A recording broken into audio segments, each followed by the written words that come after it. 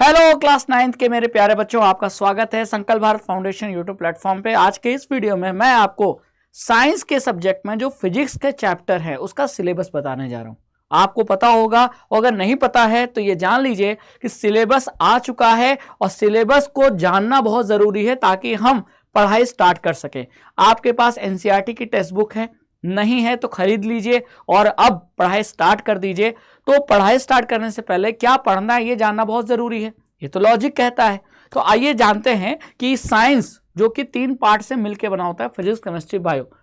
तो मैं यानी राघवेंद्र सिंह आपको बताने वाले हैं कि साइंस के जो फिजिक्स हैं उसका क्या सिलेबस है, कौन से चैप्टर आपको पढ़ने हैं, कितने चैप्टर पढ़ने हैं अपनी एनसीईआरटी बुक में। स्टार्ट करें। तो आज आपके लिए बहुत इंपॉर्टेंट ये सेशन है, इसको एंड तक जरूर देखना और शेयर करना।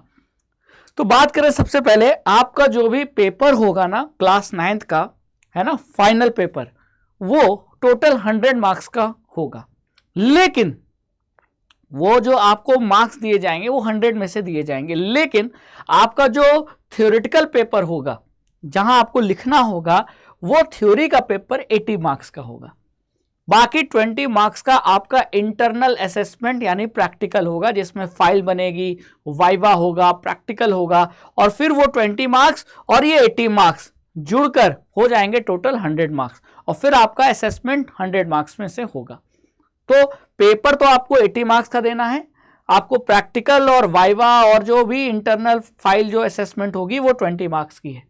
ठीक है, तो आप दिमाग में तो 80 मार्क्स लेके चल रहे हो, लेकिन ये भी ध्यान रखो कि प्रैक्टिकल के भी मार्क्स जुड़ेंगे, तब जाकर आपका 100 मार्क्स का पूरा पेपर बनेगा। ठीक है, तो हमको पढ़ना तो दोनों के लिए है, लेकिन जो पेपर आएगा, जो आप जहां आपको लिखना होगा, वो पेपर तो 80 मार्क्स का आएगा। ठीक है, अब ये 80 मार्क्स का जो पेपर आएगा उसमें जो टोटल सिलेबस है वो 4 यूनिट में डिवाइडेड है, जैसा कि आप देख पा रहे हैं, है ना। पहला यूनिट है matter, it's nature and behaviour, यानी इस यूनिट में वो चैप्टर आएंगे जो केमिस्ट्री से रिलेटेड है, और इसका जो वेटेज है वो है 80 में से 25 मार्क्स का। फिर सेकेंड यूनिट है organisation in the living world, ये बायो वाले चैप्टर इसमें है, और यहां से आएगा आपका 22 मार्क्स का। फिर आता है unit 3 motion, force and work, इस यूनिट में वो चैप्टर हैं जो फिजिक्स का पार्ट है, और यहां से पूछे जाएंगे 27 मार्क्स के। और फिर जो लास्ट चैप्टर है, यूनिट है, वो है फूड प्रोडक्शन, ये एक तरीके से बायो का ही पार्ट है, और इस यूनिट से आएंगे 6 मार्क्स के। तो टोटल अगर आप ऐड करोगे तो हो जाएगा 80 मार्क्स, बाकी इंटरनल असेसमेंट यानी प्रैक्टिकल 20 मार्क्स, तो आपका ओवरऑल हो जाएगा 100। ठीक है, अब मैंने इसको हाईलाइट क्यों कर रखा है, क्योंकि ये 3rd यूनिट वही यूनिट है जिसमें फिजिक्स का आपको चैप्टर पढ़ने हैं। अब इस यूनिट में जो फिजिक्स के चैप्टर हैं वो कौन कौन से पढ़ने हैं आइए बता देता हूं, और फिर आपको यूनिट ध्यान नहीं रखना है, आपको मेन चैप्टर ध्यान रखना है।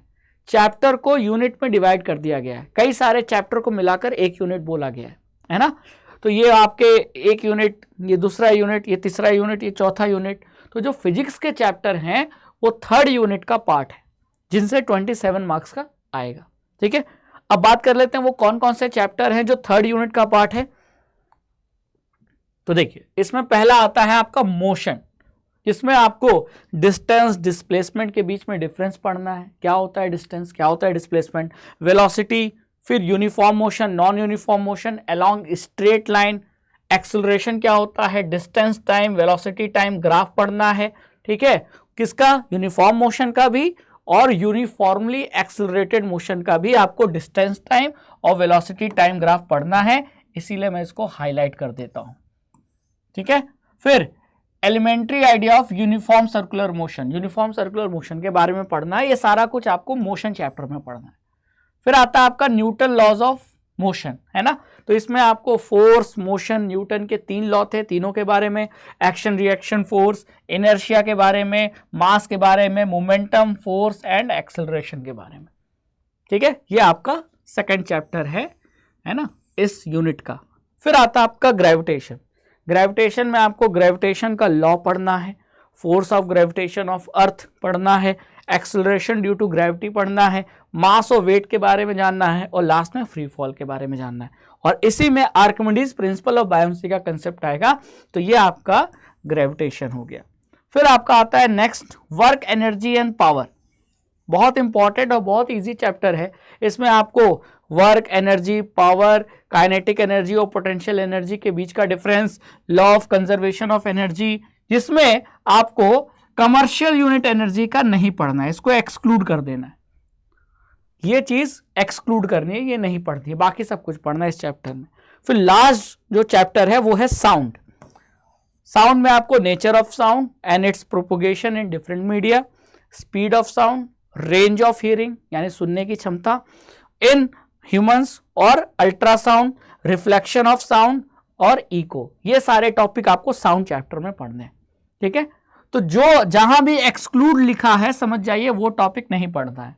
तो जैसे यहां लिखा है ना वर्क एनर्जी पावर में excluding commercial unit of energy, यानी बाकी तो सब पढ़ना है लेकिन एनर्जी की कमर्शियल यूनिट नहीं पढ़नी है 9th क्लास में। ठीक है, अब ये जो चैप्टर है आपके एनसीईआरटी बुक में किस नंबर से शुरू होकर किस नंबर तक खत्म होते हैं, तो चैप्टर 7 से लेकर चैप्टर 11 तक आपको फिजिक्स के चैप्टर मिलेंगे। चैप्टर 7, 8, 9, 10 और 11, तो 7 से 11 चैप्टर जो आपके एनसीईआरटी टेक्स्ट बुक का क्लास 9th की जो बुक है उसमें आपको फिजिक्स के चैप्टर मिलेंगे और ये चैप्टर मैं पढ़ाऊंगा, इसके डाउट क्लियर कराऊंगा, इसके क्वेश्चन प्रैक्टिस कराऊंगा। तो आपको बने रहना है राघवेंद्र सर के साथ संकल्प भारत फाउंडेशन यूट्यूब प्लेटफॉर्म पे। आपको जो भी पढ़ाया जाएगा उसका कंटेंट, उसका पीडीएफ टेलीग्राम पे आपको प्रोवाइड भी किया जाएगा, तो बेफिक्र रहिए। बस ट्यूशन की जो हेडेक है उसको छोड़ दीजिए। स्कूल से आने के बाद आप संकल्प भारत फाउंडेशन पर क्लास 9th का लेक्चर पढ़िए और क्लास 9th में बेफिक्र होकर आपके मार्क्स आएंगे, ये आप गारंटी समझ लीजिए, है ना। तो राघवेंद्र सर के साथ रेडी हो जाना बच्चों। आपको वीडियोस रेगुलर लाइव और रिकॉर्डेड फॉर्म में हम चैनल पे प्रोवाइड करते रहेंगे और हमारा जो टेलीग्राम जो चैनल है उसको आप ज्वाइन कर लीजिए, क्योंकि उसी पर हम जो भी कंटेंट पढ़ाएंगे उसका पीडीएफ प्रोवाइड करेंगे। ठीक है, तो thank you so much session से जुड़ने के लिए। आई होप कि आज का ये वीडियो आपके लिए बहुत हेल्पफुल होगा। अब पढ़ाई स्टार्ट कीजिए, देरी मत कीजिए। क्लास 8 से 9th में आने के बाद 9th में पढ़ाई का जो लेवल होता है वो थोड़ा बढ़ जाता है, तो इस पढ़ाई को लेवल को एब्जॉर्ब कीजिए और डेफिनेटली आपको सक्सेस मिलेगी। तो थैंक यू सो मच।